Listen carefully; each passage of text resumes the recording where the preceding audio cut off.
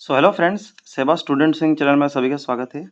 Friends, आज हम पढ़ने वाले हैं आपके क्लास 10th के नींव की ईंट चैप्टर को, ठीक है, जो कि क्लास 10th का पहला ही चैप्टर है।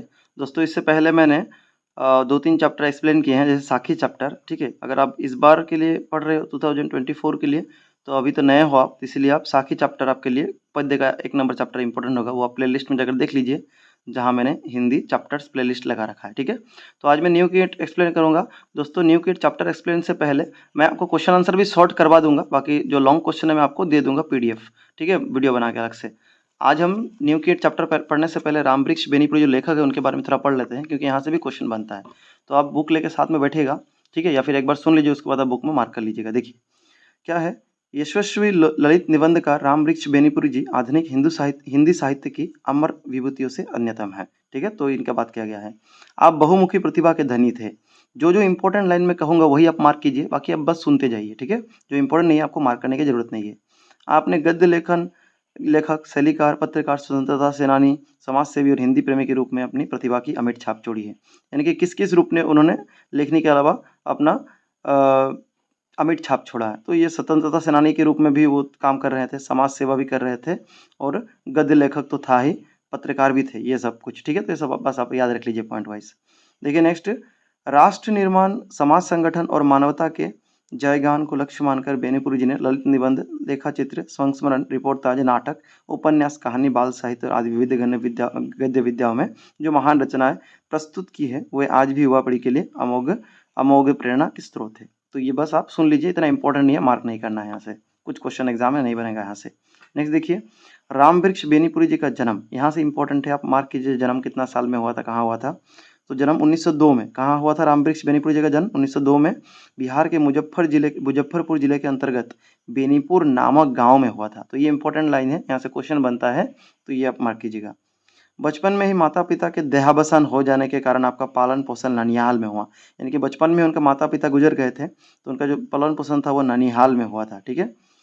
देखिए नेक्स्ट, मैट्रिक की परीक्षा पास करने से पहले 1920 ईस्वी में वे महात्मा गांधी के असहयोग आंदोलन में कूद पड़े। तो ये इंपॉर्टेंट है कि मैट्रिक की परीक्षा पास करने से पहले ही वो किस साल में असहयोग आंदोलन में कूद पड़े थे? तो सन 1920 में, क्योंकि इसी साल में असहयोग आंदोलन हुआ था, ठीक है। देखिए, भारतीय स्वतंत्रता संग्राम के सक्रिय सेनानी के रूप में आपको 1930 ईस्वी में से 1942 ईस्वी तक का समय जेल यात्रा में व्यतीत करना पड़ा। तो कब से कब जेल में रहना पड़ा?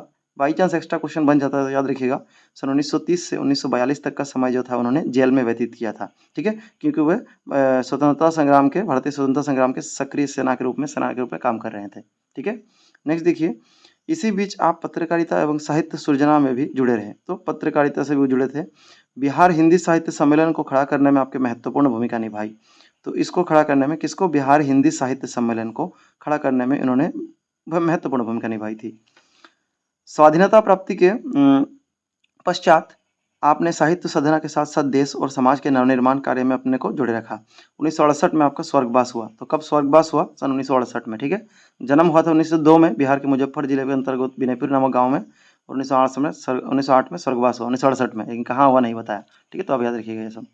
नेक्स्ट देखिए, बेनीपुरी जी पत्रकारिता जगत से साहित्य साधना के संसार में आए। छोटी उम्र से ही आप पत्र पत्रिकाओं में लिखने लगे थे। आगे चलकर आपने तरुण भारत, ठीक है, ये सब कुछ पत्रिकाओं के नाम है शायद, तो सब याद नहीं रखना है, कुछ कुछ आप याद रख लीजिए। तरुण भारत, किसान मित्र, ये भी आप याद रखिए, ये भी इंपॉर्टेंट है। किसान मित्र जो किसने लिखा था? तो आप बोलेंगे रामवृक्ष बेनीपुरी जी ने लिखा था, ठीक है। तो देखिए क्या क्या लिखा था उन्होंने।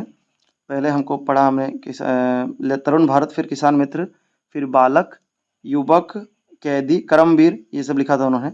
जनता, तूफान, हिमालय और नई धारा नामक पत्र पत्रिकाओं का संपादन किया। तो ये सब एक बार अच्छे से पढ़ लीजिएगा। बाई चांस अगर एग्जाम में कोई यहाँ पर से आ जाए कि 2 पत्र पत्रिका का नाम लिखा जो कि रामवृक्ष बेनीपुरी द्वारा लिखा गया है, तो ये लिख लीजिएगा, किसान मित्र, ठीक है, करमवीर, जनता, तूफान, हिमालय, कोई भी 2-3 याद रख लीजिए। बाकी ये सब नाम एक बार पढ़ के जाइएगा, क्योंकि डायरेक्ट क्वेश्चन पूछेगा एक उठा के कि किसने लिखा है, तो आपको रामवृक्ष बेनीपुरी जी का नाम याद रखना चाहिए। नेक्स्ट देखिए, आपकी साहित्यिक रचनाओं की संख्या लगभग 100 है। तो उनकी साहित्यिक रचनाओं की संख्या कितना है? लगभग 100 है, याद रखिएगा। 100 उन्होंने रचना लिखी है, साहित्यिक रचना, जिनमें से अधिक रचनाएं बेनीपुरी ग्रंथावली नाम से प्रकाशित है। तो उनकी अधिकतर रचना किस नाम से प्रकाशित है? तो बेनीपुरी ग्रंथावली नाम से प्रकाशित हो चुकी है ऑलरेडी, ठीक है। तो बेनीपुरी ग्रंथावली। उनकी कृतियों में से गेहूं और गुलाब, जो कि एक निबंध और रेखा चित्र है। तो निबंध और रेखा चित्र क्या है बेनीपुरी जी का? तो गेहूं और गुलाब, ठीक है। बंदे बानी विनायको, जो कि एक ललित गद्य है, ठीक है। ये भी अब एक्स्ट्रा क्वेश्चन देख सकते हो अगर आपको हिंदी में बहुत अच्छा मार्क लाना है तो, ठीक है। बाकी अब ये सब हल्का हल्का पढ़ लीजिए अगर आपको विश्वास है कि आप अनुशीलनी के क्वेश्चन आंसर में मार्क कर सकते हो तो। पतितों के देश में उपन्यास उनका नाम है, ठीक है। उपन्यास का नाम पतितों के देश में। चिता के फूल जो है वो कहानी संग्रह है। माटी की मूर्तें उनका रेखा चित्र है। अम्बपाली जो है नाटक। तो ये इतना इंपॉर्टेंट नहीं है, एक दो देख लीजिए, निबंध और ग्रंथ का देख लीजिए और उपन्यास देख लीजिए, ज़्यादा इंपॉर्टेंट है, ठीक है। देखिए बाद में क्या है यहाँ पर, रामवृक्ष बेनीपुरी जी एक सशक्त गद्यकार है, वो गल्पकार है, गल्प लिखते हैं। भाषा शैली जीवंत अलंकार युक्त प्रवाहमयी और ओज गुण से परिपूर्ण है। रेखा चित्र संस्मरण ललित निबंधों की रचना में आपको विशेष सफलता मिली है। मानव सभ्यता का लेखा जोखा लेने भारतीय समाज के अतीत वर्तमान और भविष्य में झांकने और प्रतिकार भरने की विशेषता के कारण बेनीपुरी जी के ललित निबंध बहुत चित्र है। तो ये सब इंपॉर्टेंट नहीं है, जो इंपॉर्टेंट था मैंने आपको मार्क किया है, आपने होप मार्क किया होगा और ये सब पढ़िएगा इंपॉर्टेंट यहाँ से, ठीक है, लेखक परिचय में। अभी देखिए हम पाठ को पढ़ते हैं, ठीक है। ये सारांश है, ये तो हम पढ़ेंगे बाद में, लेकिन पहले हम पाठ को पढ़ लेते हैं क्या है। देखिए तो नींव की ईंट पाठ का नाम है।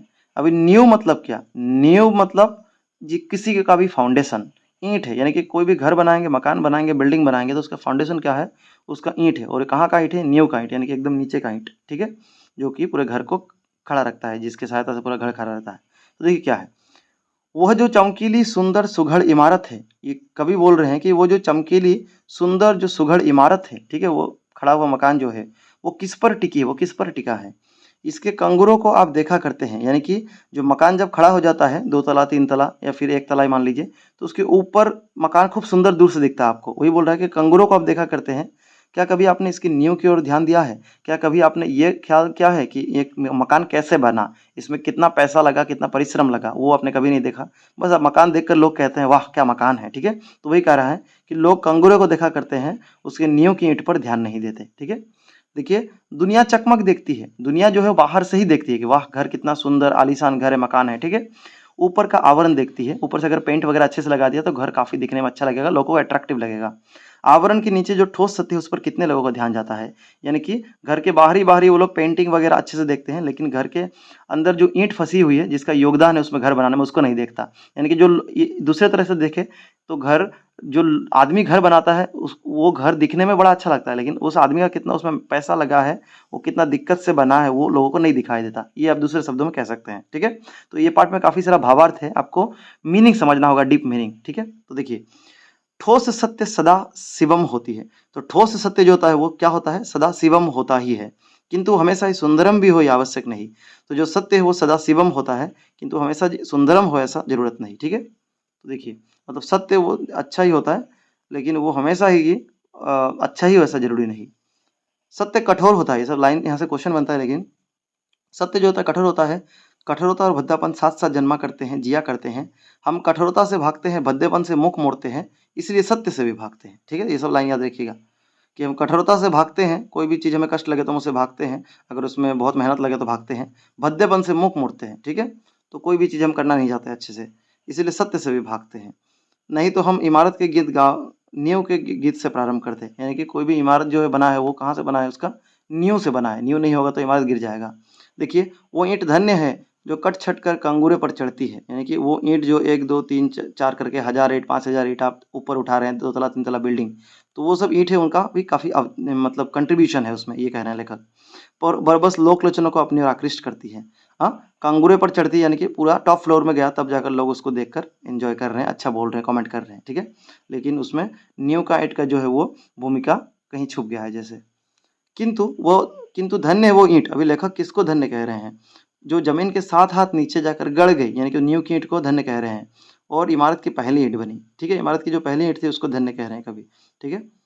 क्योंकि इसी पहली ईंट पर, उसकी मजबूती और पुख्तेपन पर सारी इमारत की अस्ती नास्ती निर्भर करती है। लेखक कह रहे हैं कि यही ईंट अगर कमजोर हुआ तो सारा इमारत गिर जाएगा, और ये अगर मजबूत हुआ और पुख्तेपन पर, सारा इमारत इसी पर टिका हुआ है, ठीक है। अस्ती नास्ती निर्भर करती है।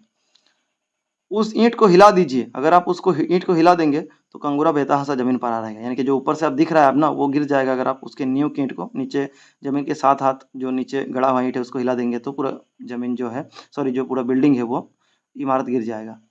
कंगूरे के गीत गाने वाले हम, आइए अब नींव के गीत गाइए। कभी कह रहे हैं हम बस कंगूरे के गीत गाते हैं, ऊपर ऊपर देखते हैं, लेकिन उसके अंदर जो है वो हम झांकने की कोशिश नहीं करते हैं, ठीक है।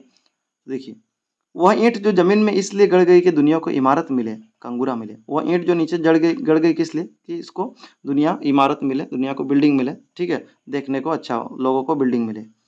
वह ईंट जो सब ईंटों से ज़्यादा पक्की थी, यानी कि यहाँ नींव का ईंट का बात किया गया है, जो ऊपर लगी होती तो कंगूरे की शोभा 100 गुनी कर देती। यहाँ पर जो लेखक है वो कंगूरे नींव की ईंट की बार बार बढ़ाई कर रहे हैं, ठीक है। वो कह रहे हैं कि वो ईंट जो सब ईंटों से ज़्यादा पक्की थी, वो नींव का ईंट जो सबसे पक्की थी, जो ऊपर लगी होती तो कंगूरे की शोभा 100 गुनी कर देती। लेखक कह रहे हैं वो जो कंगूरा ईंट अगर ऊपर लगा होता तो जो बिल्डिंग है, जो इमारत है, उसका 100 गुना शोभा बढ़ जाता। ठीक है, नेक्स्ट। किंतु जिसने जिसने देखा इमारत की पायदारी उसकी नींव पर मुनहसर होती है, इसलिए अपने को नींव में अर्पित किया। किंतु जिसने देखा इमारत की पायदारी उसकी नींव पर मुनहसर होती है, इसलिए उसने अपने आप को नींव में अर्पित किया। यानी कि जो समझ जाता है कि एक इमारत खड़ा होने में उसका नींव का कितना महत्वपूर्ण भूमिका है, वो उसके ही गुण गाएगा, ठीक है, और उसी ईंट को धन्य कहेगा वो। वह ईंट जिसने अपने को 7 हाथ जमीन के अंदर इसलिए गाड़ दिया ताकि इमारत जमीन के 100 हाथ ऊपर जा सके। तो 7 हाथ नीचे गड़ गई, यानी कि खुद का बलिदान दे दिया ताकि लोगों को, दुनिया को इमारत मिले, ठीक है, इसलिए। वह ईंट जिसने अपने लिए अधिकूप इसलिए कबूल किया कि ऊपर के उसके साथियों को स्वच्छ हवा मिलती रहे, सुनहरी रोशनी मिलती रहे। यानी कि वो ईंट जो थी वो नीचे दब गई, ठीक है, अंधकार में रह रही, अंधकूप में, ताकि उसके जो ऊपर की ईंट है वो अच्छे से आगे बढ़ सके। क्योंकि एक ईंट के ऊपर तो एक ईंट बढ़ेगा ना, तो नीचे जो दबा है उसने काफ़ी सेक्रीफाइस किया है, त्याग किया है, इसलिए ऊपर का नींव का ईंट जो है, जो भी कंगूरे का ईंट है ऊपर, वो लोग अच्छे से उनको हवा मिल रही है, सुनहरी रोशनी मिल रही है, ठीक है। वह ईंट जिसने अपना अस्तित्व इसलिए विलीन कर दिया ताकि संसार एक सुंदर सृष्टि देखे, ठीक है। तो यहाँ पर नींव का ईंट का भूमिका, कवि नींव के ईंट के बारे में ही बातें कर रहे हैं कि इसने अपना अस्तित्व इसलिए विलीन कर दिया, वो नींव का ईंट नीचे इसलिए गड़ गया क्योंकि संसार एक सुंदर सृष्टि देखे, सुंदर इमारत देखे। अभी देखिए, सुंदर सृष्टि हमेशा बलिदान खोजती है, बलिदान ईंट का हो या व्यक्ति का। तो जो सुंदर समाज सृष्टि होता है, सुंदर सृष्टि हमेशा बलिदान खोजता है, ठीक है। सुंदर समाज बनाने के लिए भी उसमें बहुत सारे लोग हैं जो उसने बलिदान दिया। जैसे कि हमारे देश को आज़ाद कराने में बहुत सारे नींव के ईंट थे जो कि स्वतंत्रता संग्रामी थे, उन्होंने अपना बलिदान दिया। तो हम आज कंगूरे बोलकर अपने आप को कह रहे हैं कि हम आज़ाद कंट्री में हैं, ठीक है। अगर वो नहीं रहते तो शायद हमारा देश आज़ाद नहीं पा होता। तो वो हमारे लिए नींव की ईंट है। तो बलिदान ईंट का हो या व्यक्ति का, वही बोल रहे हैं कि बलिदान ईंट करे या फिर व्यक्ति का, लेकिन नींव का ईंट ही महत्वपूर्ण होता है, ठीक है, और सुंदर सृष्टि के लिए जरूरी है। सुंदर इमारत बने इसलिए कुछ पक्की पक्की लाल ईंटों को चुपचाप नींव में जाना है, ठीक है। यानी कि हमारे देश को आज़ाद कराने के लिए ऐसे नींव के ईंट बहुत थे जिन्होंने अपना जान त्याग दिया, ठीक है, जान गंवा दिया, समर्पण कर दिया अपने आप को देश के लिए। सुंदर समाज बने इसलिए कुछ तपे तपाए लोगों को मौन मुख शहादत का लाल सेहरा पहनना पड़ा। यहाँ से ये सब व्याख्या आता है, ये लाइन, ठीक है। तो सुंदर समाज के लिए क्या, कुछ तपे तपाए लोगों ने, जिन्होंने अपना बलिदान त्याग दिया, उनको लाल सेहरा पहनना पड़ता है, यानी कि खून से अपना रग रगना पड़ता है, ठीक है। देखिए, इसी तरह एक इमारत बनने के लिए भी लाल ईंट जो है पक्का, वो नीचे चला जाता है। तो यहाँ पर ईंट के साथ और इमारत कहकर जो लेखक है वो हमारे मनुष्य की बात कर रहे हैं, हमारी तुलना कर रहे हैं, ठीक है। शहादत और मौन मुख, सॉरी, ठीक है, जिस शहादत को शोहरत मिली, जिस बलिदान को प्रसिद्धि प्राप्त हुई, वो इमारत का कंगूरा है, मंदिर का कलश है। तो कौन है जिस शहादत को शोहरत मिली है, किसको मतलब कि लोग वाहवाही कर रहे हैं, कंगूरे को कर रहे हैं, कोई भी नीचे वाला को देख थोड़ी रहा है, उसको नहीं पूछ रहा है। जिस बलिदान की प्रसिद्धि प्राप्त हुई वो इमारत का कंगूरा है। तो किसको प्रसिद्धि प्राप्त हुई, कौन फेमस पॉपुलर है ज़्यादा, वो इमारत का कंगूरा है और मंदिर का कलश है, ठीक है। मंदिर के एकदम ऊपर जो रहता है कलश, वो है। हाँ, शहादत और मौनमुख समाज का आधारशिला यही होती है। तो ये लाइन मार्क कीजिए, समाज की आधारशिला क्या होती है, शहादत और मौनमुख, ठीक है। ये भी व्याख्या आता है एग्जाम में, तो आपको लिखा दूंगा क्वेश्चन आंसर, आपको टेंशन नहीं करना है। ईसा की शहादत ने ईसाई धर्म को अमर बना दिया। किसके शहादत ने ईसाई धर्म को अमर बना, ईसाई की, ठीक है, ईसा की शहादत। आप कह लीजिए, किंतु मेरी समझ में ईसाई धर्म को अमर बनाए उन लोगों ने जिन्होंने इस धर्म के प्रचार में अपने आप को अनाम उत्सर्ग कर दिया। अभी लेखक बोल रहे हैं कि लोग तो कहेंगे कि ईसाई धर्म को अमर बना दिया जो ईसा मसीह ने शहादत किया था उसके लिए, ठीक है, लेकिन वो किसको शहादत का मतलब इस धर्म को अमर बनाने के लिए असली जिम्मेदार मान रहे हैं। वो कह रहे हैं कि किंतु मेरा समझ में ईसाई धर्म को अमर बनाया उन लोगों ने जिन्होंने इस धर्म के प्रचार में अपने आप को अनाम उत्सर्ग कर दिया, जिन्होंने उस धर्म को बढ़ावा दिया, उसका प्रचार किया चारों तरफ, वही एक्चुअल में उस धर्म को अमर बनाने के लायक थे और उन्होंने इसको किया, ये लेखक का कहना है। उनमें से कितने जिंदा जलाए गए, कितने सूली पर चढ़ाए गए। जो प्रचार कर रहे थे धर्म का, उनको कितने लोगों को जिंदा जलाया गया, कितने को सूली पर चढ़ाया गया, कितने बन बन के खाक छानते जंगली जानवर के शिकार हुए, ठीक है, और कितने उसमें भी भयानक भूख प्यास के शिकार हुए। तो लेखक जो उस धर्म के प्रचार कर रहे थे उनका बड़ाई कर रहे हैं यहाँ पर इस लाइन के माध्यम से, ठीक है। तो ये सब देखिएगा, उनके नाम शायद ही कहीं लिखे होंगे। जो इस धर्म के प्रचार किए उनका नाम नहीं लिखा है, लिखा होता है बस ईसा मसीह का नाम, ठीक है। तो ये बोल रहे हैं लेखक, उनकी चर्चा शायद ही कहीं होती हो, किंतु ईसाई धर्म उन्हीं के पुण्य प्रताप से फूल भर रहा है। तो किनके पुण्य प्रताप से फूल फल रहा है? जिन्होंने उस धर्म को प्रचार में अपने आप को अनाम उत्सर्ग कर दिया, उनके फूल फल से, ठीक है, पुण्य प्रताप से फूल फल रहा है, लेखक ये कह रहे हैं। देखिए क्या कह रहे हैं उसके बाद, वे नींव की ईंट थे, गिरजाघर के कलश उन्हीं की शहादत से चमकते हैं। अभी नेक्स्ट लाइन में लेखक कह रहे हैं कि वो जो जिन्होंने अपने आप को अनाम उत्सर्ग कर दिया था उस धर्म के प्रचार के लिए, वही एक्चुअल में असल अर्थ में ईसाई धर्म को अमर बनाए थे, और वो नींव की ईंट थे। गिरजाघर के कलश उन्हीं के शहादत से चमकते। तो गिरजा जो चर्च के कलश होते हैं ऊपर वाले, वो उन्हीं के शहादत के से चमकते हैं, ठीक है, ये लेखक कह रहे हैं।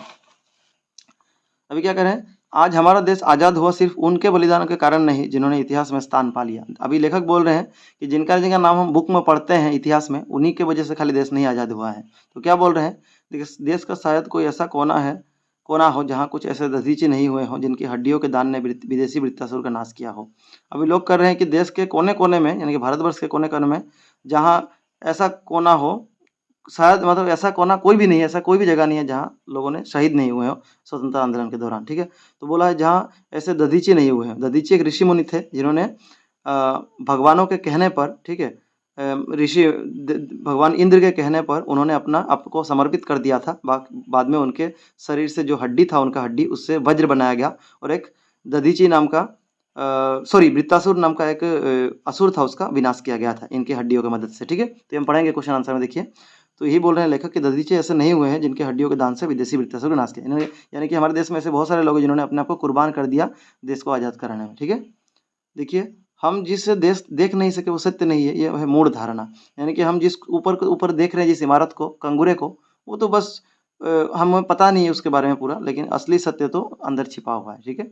इस तरह हमारे देश में जो हम अभी आप खुलेआम घूम रहे हैं, इसके पीछे कौन है? तो हमारे जो देश के स्वतंत्रता संग्रामी, उन्होंने देश को आज़ाद किया, तो वो जो है उसको हम देख नहीं सके, और वो है मूढ़ धारणा।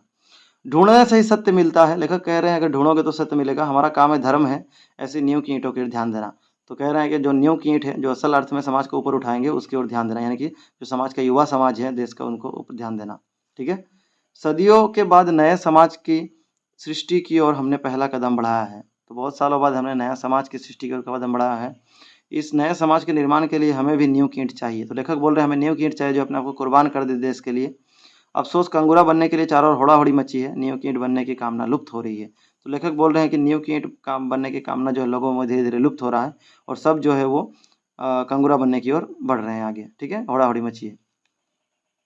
7 लाख गाँवों का निर्माण, अभी लेखक कह रहे हैं, ये सब वेरी इंपॉर्टेंट लाइन है कि 7 लाख गाँवों का निर्माण अगर करना है, हजारों शहरों और कारखानों का अगर नवनिर्माण करना है, कोई शासक इसे संभव नहीं कर सकता है, ठीक है। कोई राजा महाराजा, प्रधानमंत्री इसको सक्सेस नहीं कर सकता। जरूरत है ऐसे नौजवानों की जो इस काम में अपने आप को चुपचाप खपा दे। जरूरत है ऐसे नींव की ईंट की नौजवान की जो इस काम में अपने आप को लगा दे और 7 लाख गाँवों का भारत के निर्माण करे, हजारों शहर कारखाना का निर्माण करे। जो एक नई प्रेरणा से अनुप्राणित हो, जिनके ऊपर अंदर एक मोटिवेशन हो, ठीक है, एक प्रेरणा हो, वो एक नई चेतना से अभिभूत हो, एक इंस्पिरेशन हो उनके अंदर कुछ काम करने का, ठीक है, डटे रहे वो। जो शाबाशियों से दूर हो, दलबंदियों से अलग, जो कि अपने आप को बस नाम कराने के लिए, प्रसिद्धि पाने के लिए काम नहीं करते हो, एक्चुअल में काम करते हो समाज की भलाई के लिए, ठीक है, जो कि नींव की ईंट हो। जिनमें कंगूरा बनने की कामना ना हो, जो फेमस बस बनना चाहते हो, अपने समाज का भलाई के लिए काम करना चाहते हो। कलश कहलाने की जिनमें वासना ना हो, जो कंगूरे की कलश कहलाने की इच्छा नहीं रखते हो, यानी कि अपने आप को सबसे पॉपुलर बनने की इच्छा नहीं करते हो। सभी कामनाओं से दूर, सभी वासनाओं से दूर, जो बस समाज का भलाई करे और कामना वासना से दूर रहे। उदय के लिए आतुर हमारा समाज चिल्ला रहा है, हमारे नींव की ईंट किधर है? देश के नौजवानों को ये चुनौती है। देश के नौजवानों को क्या चुनौती दिया है लेखक ने कि उदय के लिए आतुर हमारा समाज, यानी कि हमारा समाज जो है वो कुछ करना चाहता है, आगे बढ़ना चाहता है, उसके लिए हमारे नींव की ईंट किधर है, ये लेखक, ठीक है, ये चुनौती दे रहे हैं लेखक ये युवाओं को देश के। तो ये हमारे साथ इसका पाठ खत्म हो गया, ठीक है। तो होप आप समझे होंगे ये पाठ।